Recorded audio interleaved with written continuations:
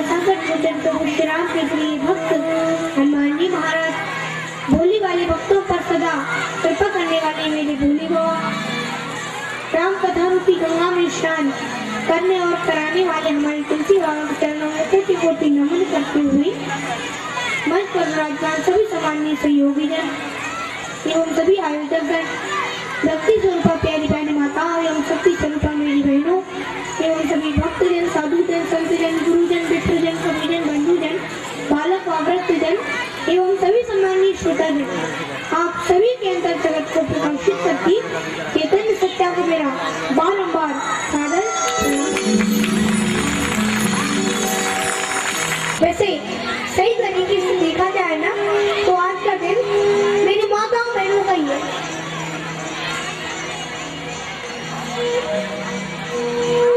क्योंकि आज के दिन भगवान श्री राम माता कौशल्या की गर्भ से तो प्रकट होंगे, इसलिए आज का दिन माताओं बहनों का है।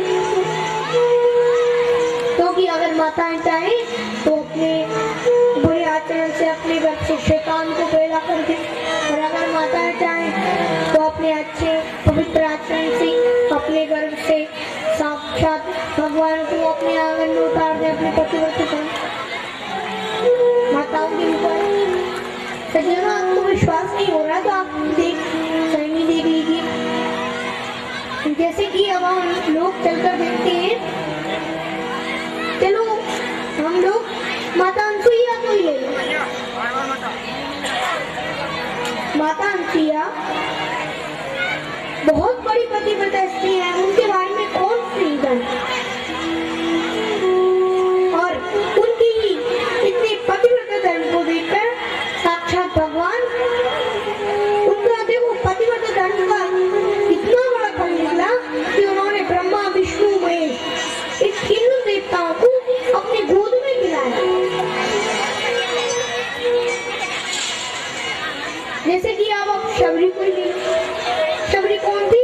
भीलों के राजा की पुत्री थी और बिल्कुल अनपढ़ी कुमार, और उसे कुछ नहीं आता, बस उसका मन बड़ा साफ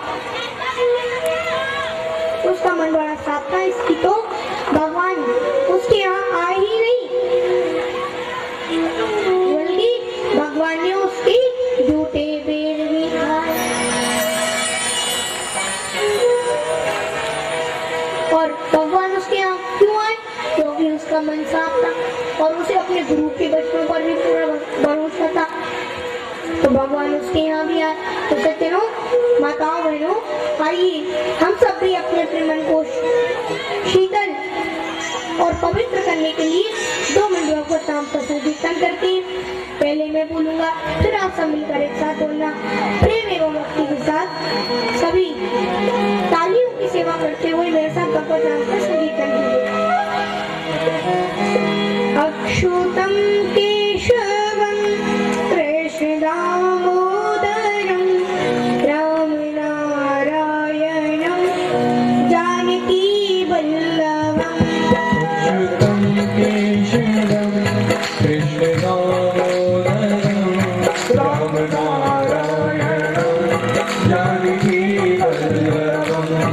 अच्युतम केशवम कृष्ण दामोदरम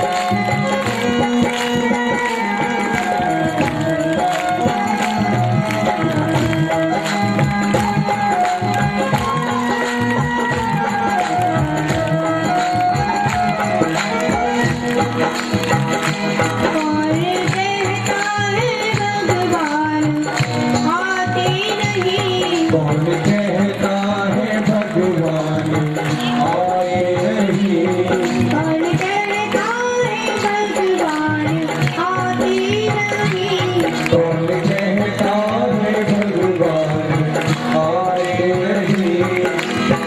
ओ मीरा की तरह हम बुलाते नहीं, मीरा की तरह हम बुलाते नहीं, अच्युतं केशवं कृष्ण दामोदरं, अच्युतं केशवं कृष्ण दामोदरं, राम नारायणं जानकी वल्लभं, राम नारायणं जानकी वल्लभं।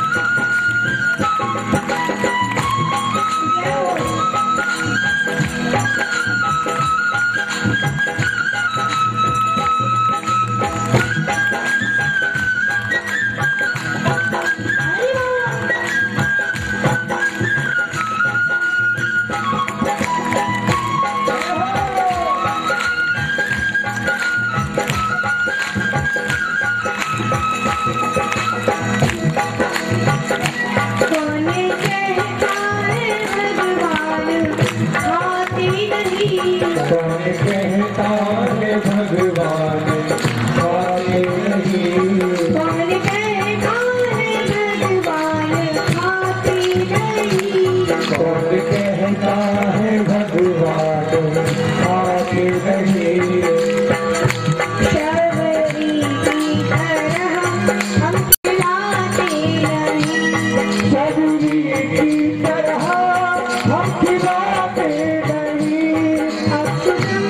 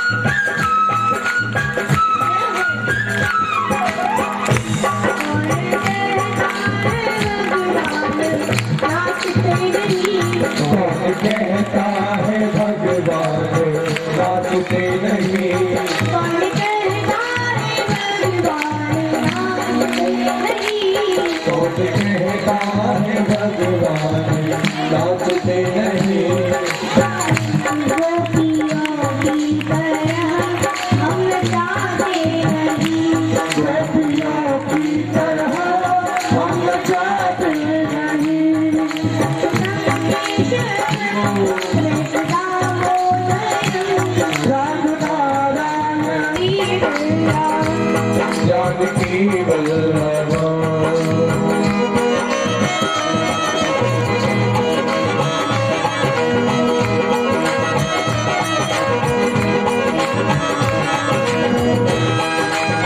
माताओं बहनों आज तो कैसे आपको बहुत ताली बजाना बहुत अच्छा गाना है राम जन्म पे अभी से शुरू कर दो ना प्रैक्टिस करना अरे अभी आप नहीं करोगे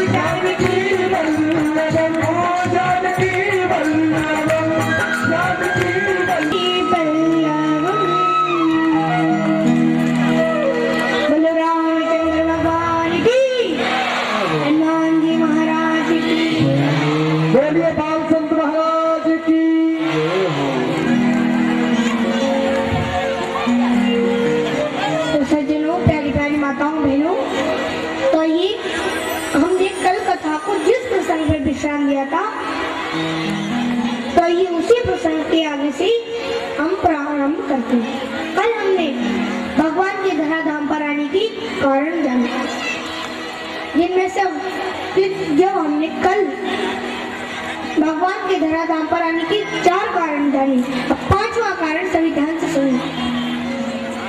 एक देश जो कि सारे संसार में बड़ा ही प्रसिद्ध है, वहां के राजा का नाम है सत्यकेतु। राजा सत्यकेतु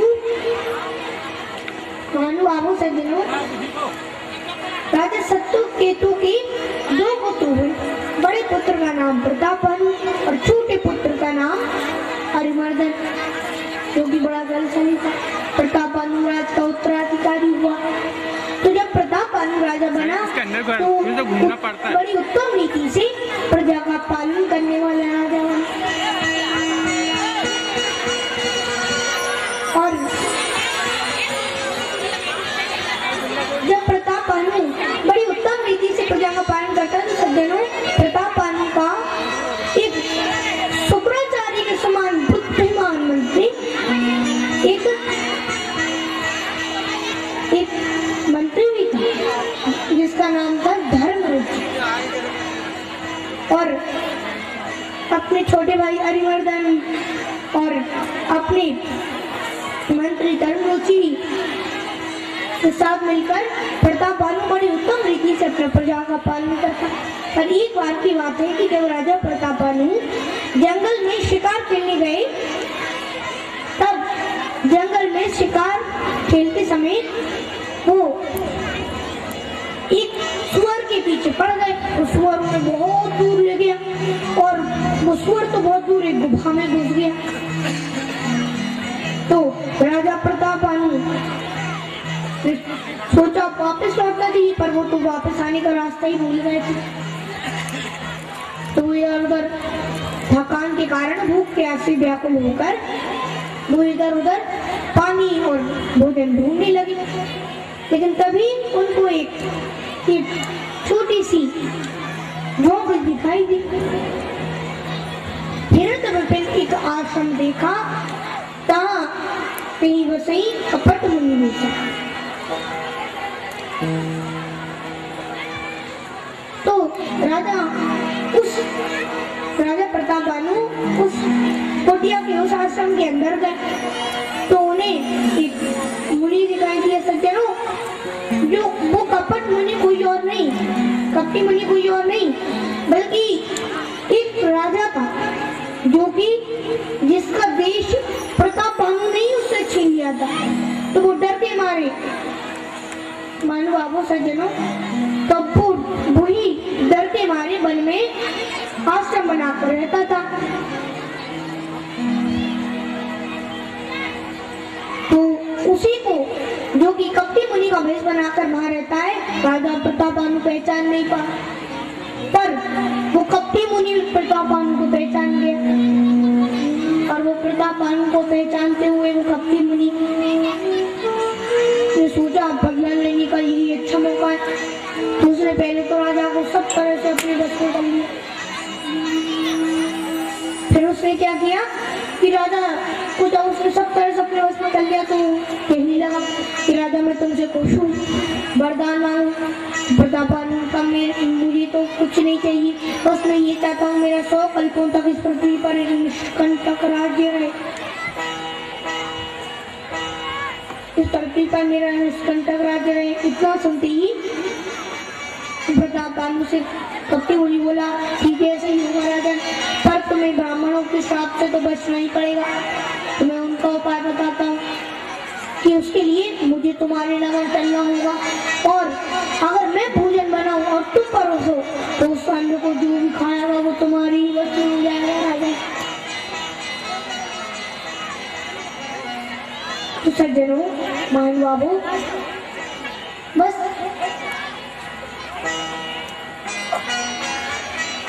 राजा प्रताप बानु तो सो गया थक कर।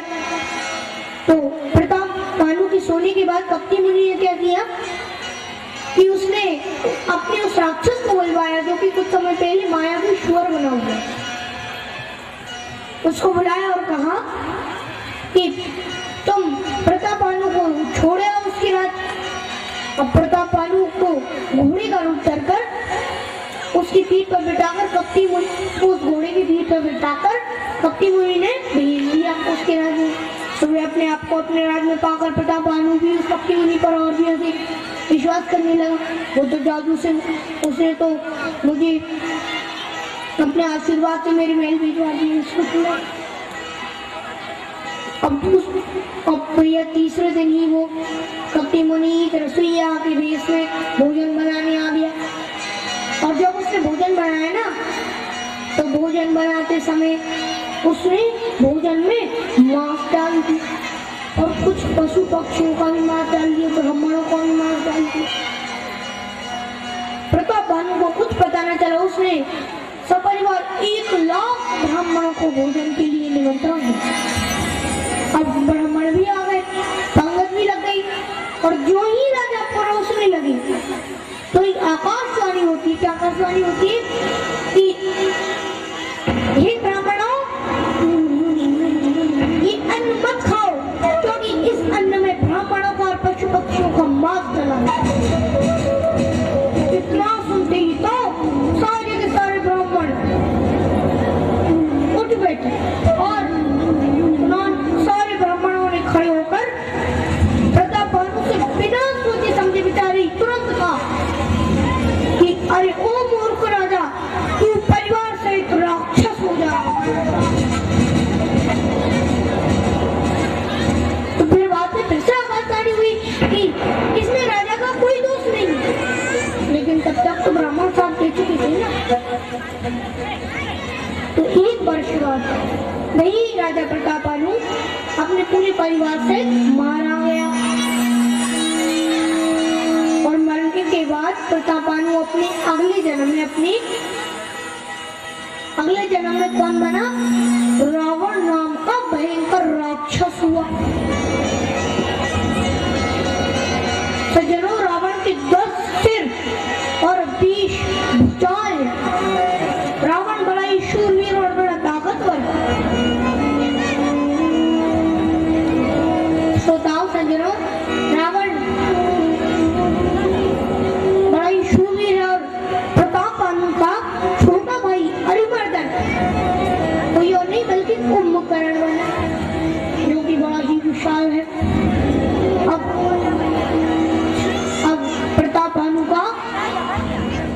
शुक्राचार्य के समान बुद्धिमान मंत्री यानी कि धर्म रुचि विभीषण बना, जो कि राम भक्त कहलाया।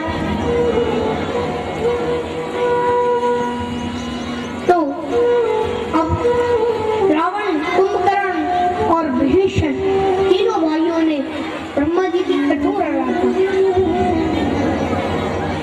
इस प्रकार कि 10 शेर ताई 20 बोझ दंडा, 10 शेर ताई 20 बोझ दंडा, रावण नाम वीर बलवंता, रावण नाम वीर बलवंता,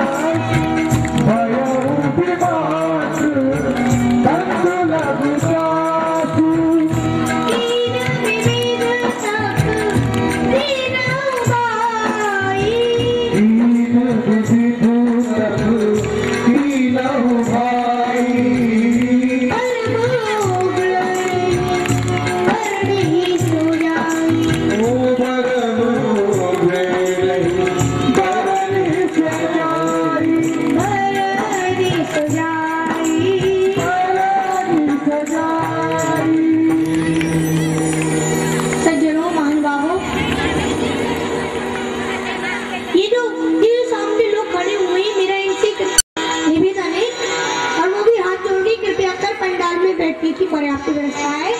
शांतिपूर्वक अपने अपने स्थान को ग्रहण करें। ये जो बाहर लोग खड़े हुए वो पंडाल में अंदर आ जाएं और जो माता बहनें खड़ी हुई कृपया उनसे भी निवेदन है शांतिपूर्वक बैठ जाएं। सभी माता बहन जो खड़ी हुई वो बैठ जाएंगे। अब शांति से कथा करें।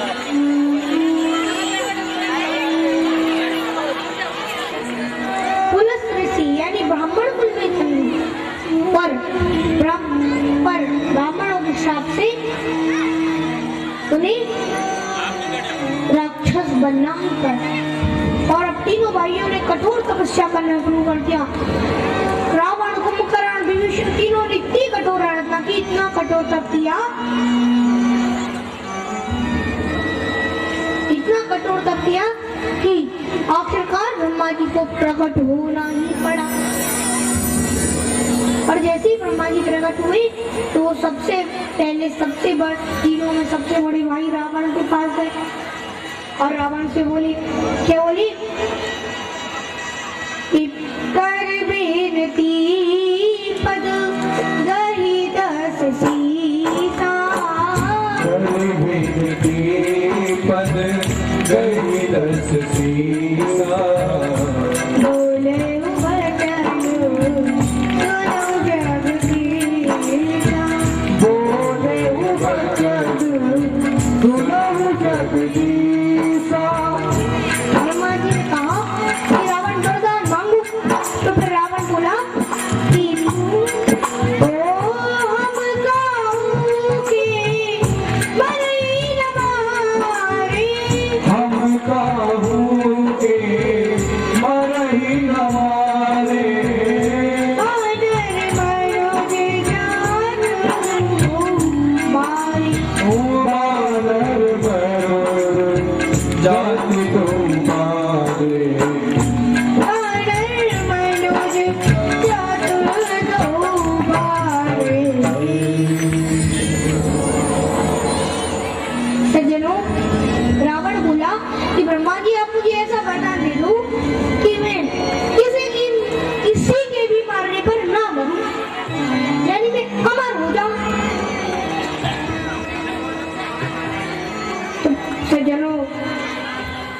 की बात सुनकर ब्रह्मा जी चौंक गए और बोले, अरे रावण, ये क्या मांग रहे हो? अरे इस संसार में जो भी आता है उसे एक न एक दिन तो जाना ही पड़ता है, उसे एक न एक दिन तो जाना ही पड़ता है। इसलिए एक काम करो रावण, कि तुम खुद की मृत्यु स्वयं ही चुन लो कि तुम किसके द्वारा मरना चाहते हो। तो भैया रावण जरा सोच विचार कर बोला, ये ब्रह्मा जी, अब मुझे ऐसा वरदान दे दो जिससे मैं वानर और मनुष्य के अलावा किसी के मारने पर ना मर। अब सज्जनों, ब्रह्मा जी ने कहा, ठीक है तथास्तु।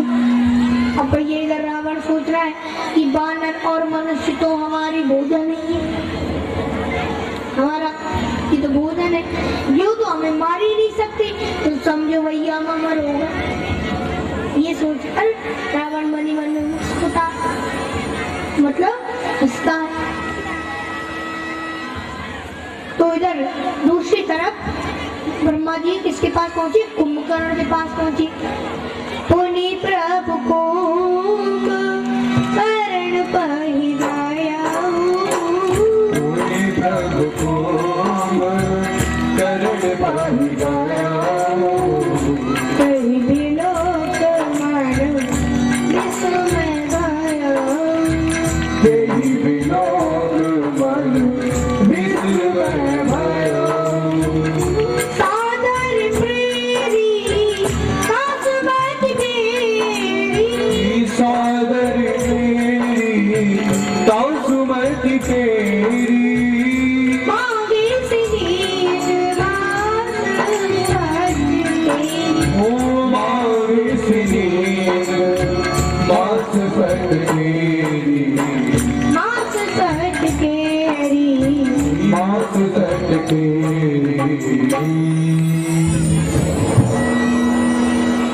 सज्जनों, अब कुंभकर्ण के पास जैसे ब्रह्मा जी गए तो कुंभकर्ण का इतना बड़ा शरीर देखकर ब्रह्मा जी भी आश्चर्यचकित हो गए और सोचने लगे, इतना बड़ा राक्षस, अरे ये तो कुछ ही दिनों में पूरे संसार को खाने की ताकत रखता है, इतना बड़ा राक्षस। और एक बात और है, ये तो मेरी फैक्ट्री में नहीं बना, फिर ये कहां से आया? सज्जनों, पर फिर ब्रह्मा जी ने सोचा कि चलो जो कोई भी है इसने मेरा तप किया है, इसे वरदान तो देना ही होगा। तो फिर कुंभकर्ण से बोले, वरदान मांगो। तो कुंभकर्ण ने पहले से ही सोच रखा था वरदान कि मैं क्या मांगूंगा। तो सज्जनों, उसके मन की बात देवता पहले ही समझ गए थे कि वो क्या मांगने वाला है। तो देवताओं ने सरस्वती मैया से कहकर उसकी मति पलटवा दी, मतलब वो जो मांगना चाहता था ना उसका उल्टा मांग लिया। सरस्वती मैया उसकी जिह्वा पर आके बैठ गई और उसकी मति पलट गई। और वो मांगना तो ये चाहता था कि ब्रह्मा जी, आप ऐसा वरदान दे दो कि मैं 6 महीना तो जगूं और 1 दिन सोऊं। मांगना तो ये चाहता था, पर उल्टा कह दिया कि ब्रह्मा जी, आप मुझे ऐसा वरदान दे दो जिससे मैं 6 महीना तो सोऊं और 1 दिन जाऊं। ब्रह्मा जी ने कहा, ठीक है भैया तथास्तु। अब कुंभकर्ण को जैसी सरस्वती मैया उसकी जिह्वा पे सटी तो कुंभकर्ण को ध्यान आया, मैंने क्या मांग लिया। तो भैया वो फिर से ब्रह्मा जी से बोलने लगा, नहीं नहीं नहीं नहीं नहीं ब्रह्मा जी, मुझे और दूसरा वरदान चाहिए, ये नहीं चाहिए, मुझे तो ये चाहिए कि मैं 6 महीने जगूं और 1 दिन सोऊं। पर भैया ब्रह्मा जी ने कहा, अब क्या हो सकता है, अब तो मैंने तथास्तु कह ही दिया, सो कह ही दिया। मुंह से निकली बात कभी वापस आती है? नहीं आती। धनुष से निकला तीर कभी वापस आता है? नहीं है। उसी प्रकार अब मैंने तुम्हें ये वरदान दे दिया, तो अब तो तुम एक काम करो। ब्रह्मा जी बोले कि अब तो तुम एक काम करो, कुंभकर्ण कि अपने सोने के लिए कोई बढ़िया खूब बड़ी सी जगह ढूंढ लो और सो। भैया कुंभकर्ण सोने चला गया। तो इधर ब्रह्मा जी विभीषण के पास आते और विभीषण के पास आकर उन्होंने पूछा कि पुत्र तुम भी वर मांगो। गए विभीषण पास पुनी कयो पुत्र वर मांग, ते मांगयो भगवंत पद कमल अमल अनुराग। उन्होंने कहा कि विभीषण तुम भी वरदान मांगो। तो विभीषण बोला हे परमपिता, अगर आप मुझे कुछ देना ही चाहते हैं तो मुझे ऐसा वरदान दो कि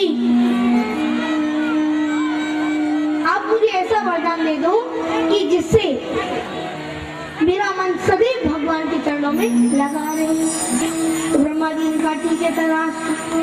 इस प्रकार ब्रह्मा जी तीनों भाइयों को वरदान देकर चले गए। मैं नाम की एक दानव की कन्या से, यानी कि मंदोदरी से रावण का विवाह हुआ। फिर रावण ने क्या किया सज्जनों, फिर रावण ने अपने भाइयों का भी विवाह करवा दिया। फिर रावण ने त्रिकूट पर्वत पर अपना नगर बसाया और जो जिसकी सुंदरता के आगे इंद्रपुरी भी नहीं लगती थी, लंका के आगे। क्यों? क्योंकि लंका सोने की जो थी।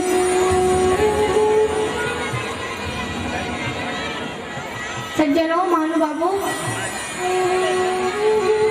तो अब इस प्रकार रावण ने जब अपना विवाह कर लिया, अपने भाइयों का विवाह करवा दिया और लंका पुरी को भी बसा लिया, तब जाकर रावण ने अब अपना आतंक फैलाना शुरू कर दिया। अब जरा रावण के आतंक को तो देखो।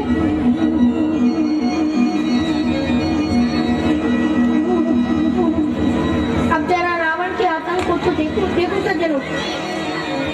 रावण इतना आतंक मचाया कि चलत रसायन डोलत रावणी,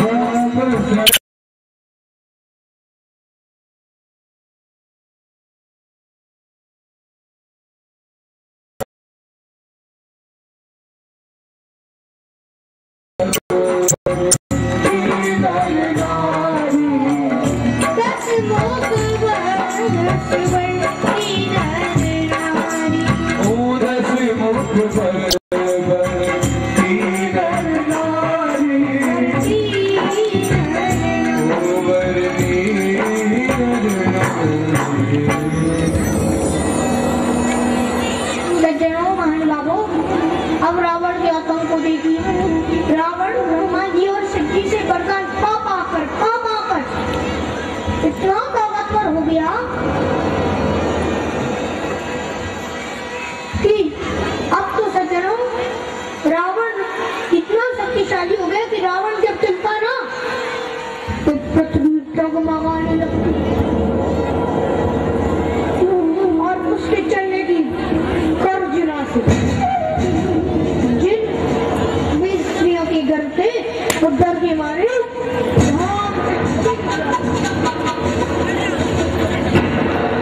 रावण इतना ताकतवर और शूरवीर हो गया कि उसने अपनी भुजाओं के बल से नर किन्नर नाग सिद्ध गंधर्व आदि को भी अपने वश में कर लिया। लेकिन फिर भी चुप नहीं रहेगा। उसने सिद्ध नाग मुनीश्वर सिद्ध ब्राह्मण मुनि देवता आदि सभी को अपने वश में कर लिया। इससे उसका अहंकार और बढ़ गया।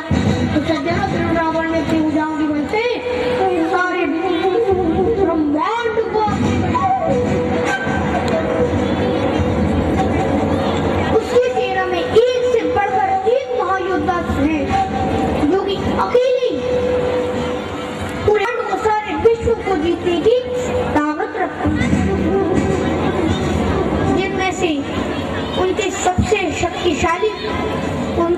सबसे शक्तिशाली पुत्र, जो कि कोई और नहीं रावण का पुत्र मेघनाद।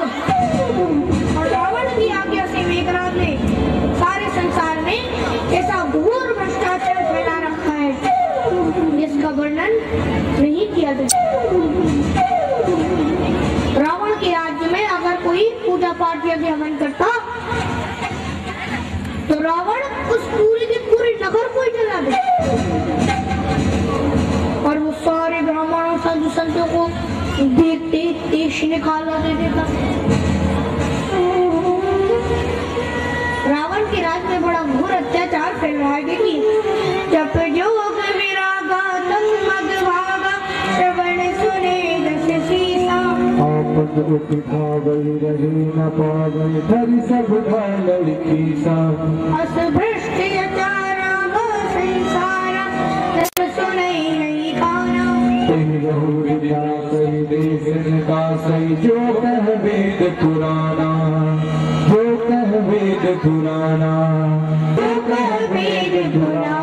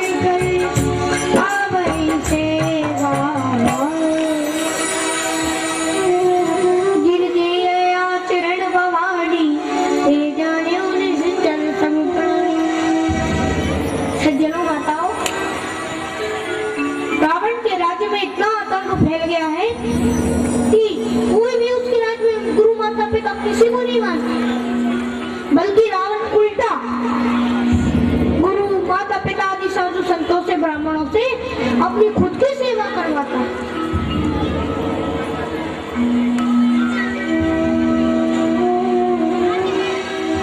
महानुभावों सज्जनों, तो अब रावण इतना आतंक मचा रहा है कि सज्जनों मैं ये बात कथा के प्रथम दिवस भी कह चुका हूँ और फिर से कह रहा हूँ कि पहले के राक्षस तो बाहर से भी पूरे होते थे, अंदर से भी पूरे होते थे।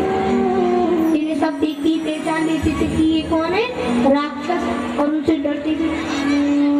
पर आजकल के पापी बाहर से तो बड़े सुंदर और उजियाले होती पर अंदर से बड़ी ही काले होती।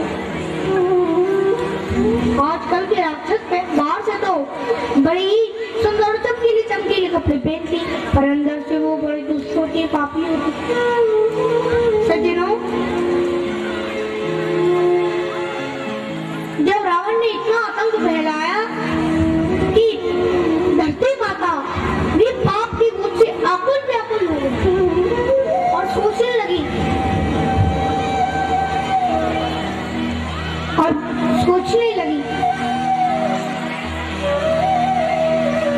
कि इतना वजन तो मुझे पर्वत समुद्र या किसी और का भी नहीं लगा जितना मुझे इन दुष्टों के पाप से लगा। धरती माता पाप की बोझ से आकुल व्याकुल हो गई और उनसे पृथ्वी का ये पृथ्वी माता से पाप का बोझ सहन नहीं हो पा रहा। तब भी एक गाय का शरीर धारण करके सीधे आ जाती है देवताओं के पास और देवताओं के पास पहुंचकर उनसे भी कहती है कि देवताओं आप मेरी मदद करो। पर रावण के डर के मारे कोई भी देवता उनकी मदद नहीं करता। सज्जनों, ये कुछ देवता भी आजकल के कुछ सज्जनों की तरह डरपोक होते, क्योंकि जब भी किसी की मदद करने की बात हो तो जैसे कि आप अभी ले लो, माता की मदद करने से मना कर दिया।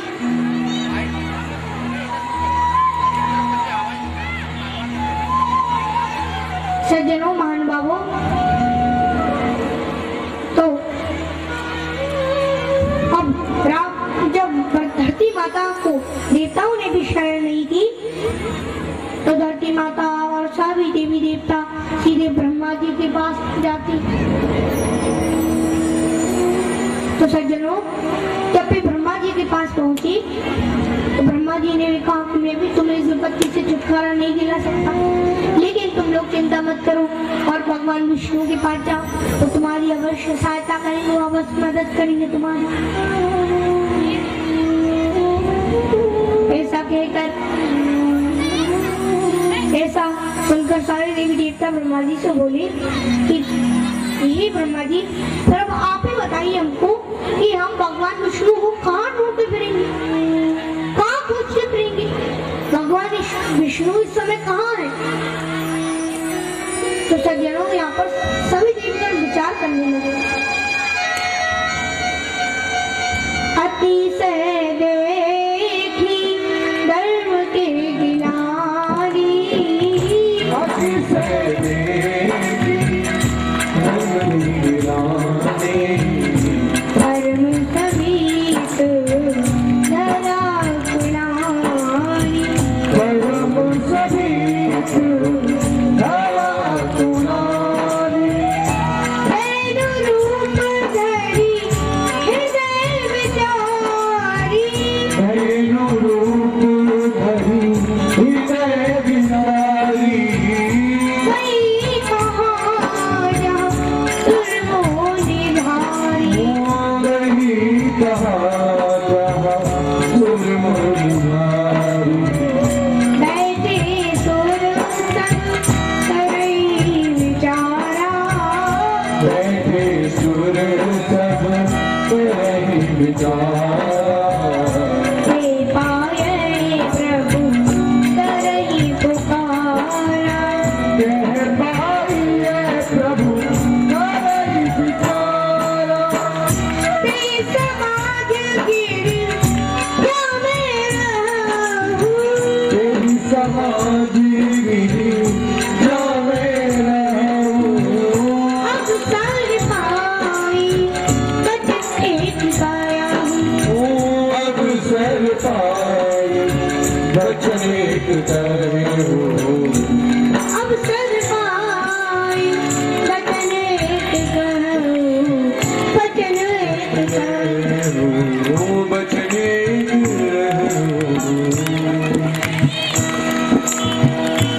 महानुभावों, बताओ,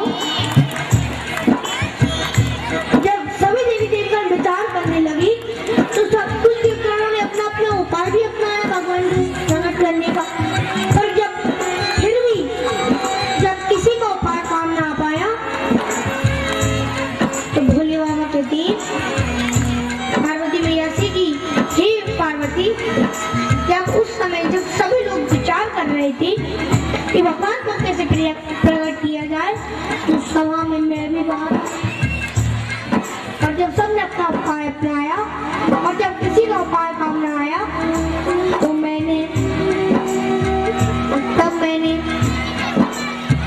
सबसे कहा, क्या कहा कि हरि व्यापक सर्वत्र समाना, हरि व्यापक सर्वत्र समाना, प्रेम से प्रगट हुए मैं जाना, प्रेम ते प्रगट होई में जाना, और किसी काल किसी विधि समाई, देश काल दिशि विधि से हुमाही, कहूँ सुगा जहाँ प्रभु लाई, सदा जहाँ प्रभु नाई,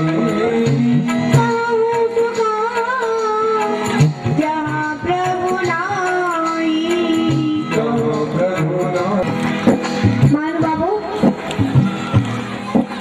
जी सही समय जानकर, सही अवसर जानकर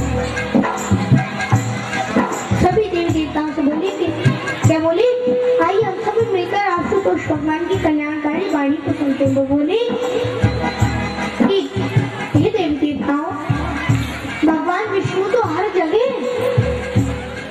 कण कण में उनका वास है, पर बात केवल एक ही है कि वो केवल और केवल प्रेम से ही प्रकट होती, वो केवल प्रेम से ही प्रकट होती। और देश काल दिशा विदिशा में बताया कि काफी जगह जहाँ पर प्रभु का वास था और भगवान स्वयं कहती, अनुभावों भगवान स्वयं कहती, क्या कहती कि वो स्वयं कहती है कि ना काष्ठी पित्तते देवो ना पाषाण मृगमणियो भावै विद्यते देवस्य साधव वस्तु कारण।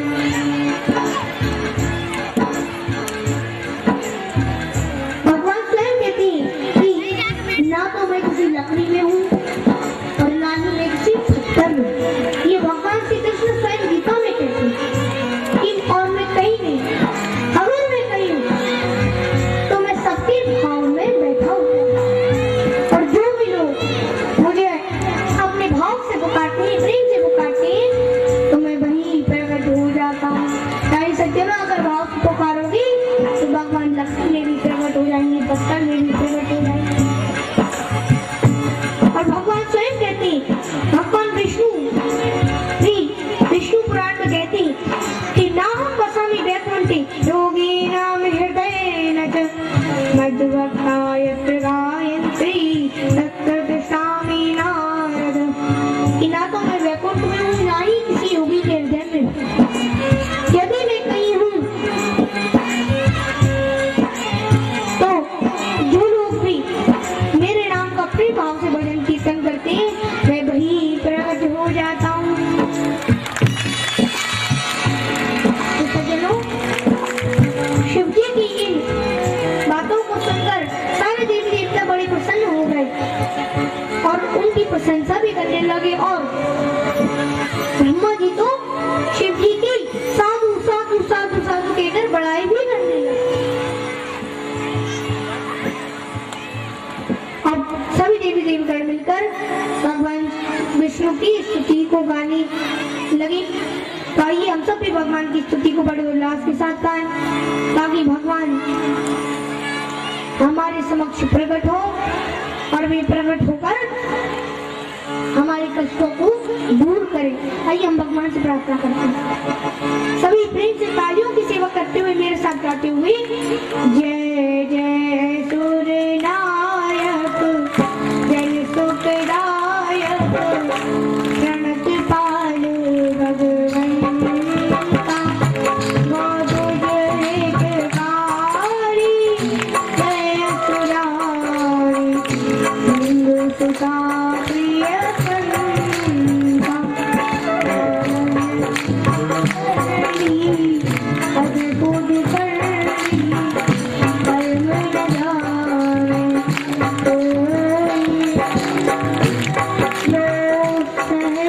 काला दूध कराया तलबु जय जय अविनाशी सब घटवासी व्यापक करना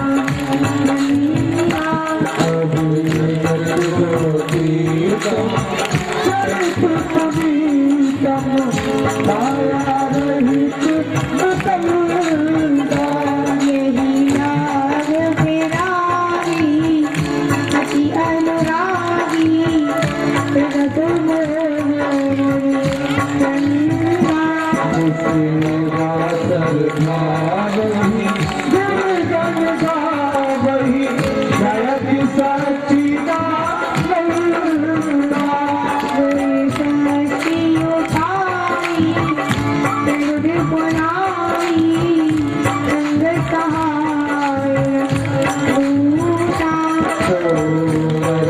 हमारी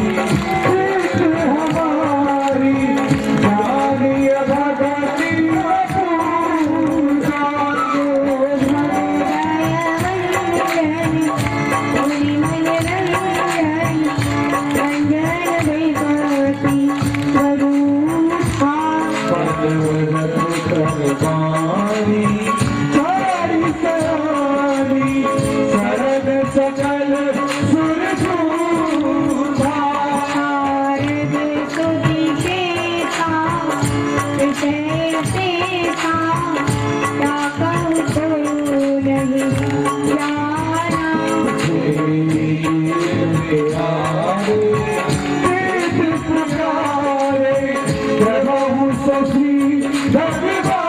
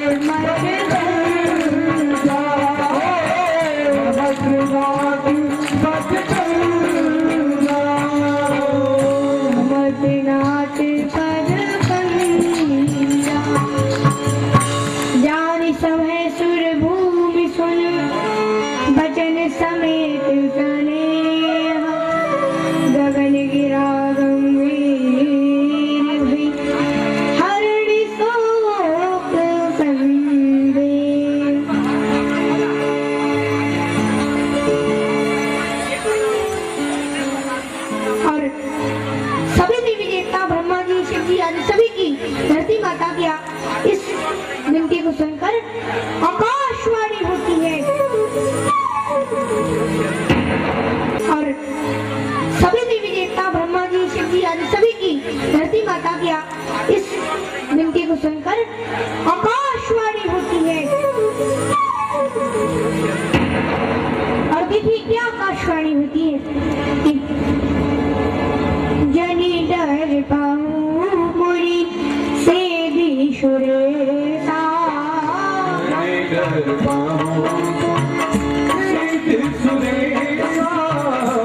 महिला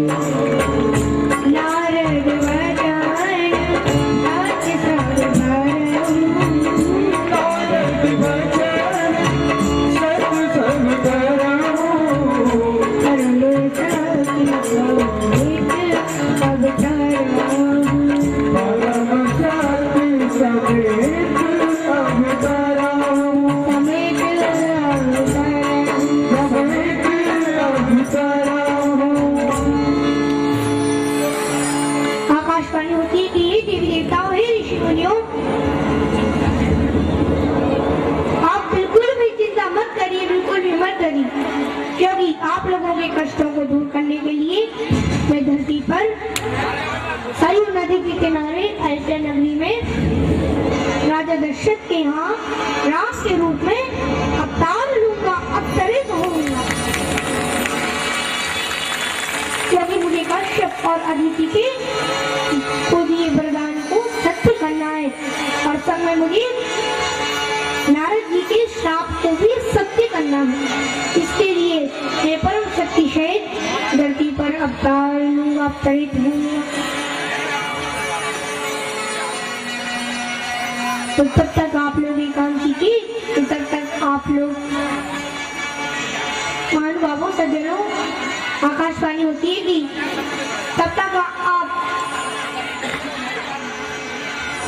आप लोग ये काम कीजिए कि अपने अपनी इच्छा अनुसार वेश धारण करके अयोध्या को पहुंचिए।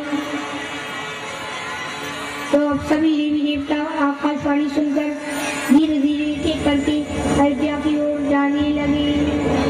रूप बदल बदल कर आइए हम सभी अयोध्या नगरी को चलते, सभी नाचते गाते हुए तालियों की सेवा करते हुए अयोध्या नगरी की ओर चलते।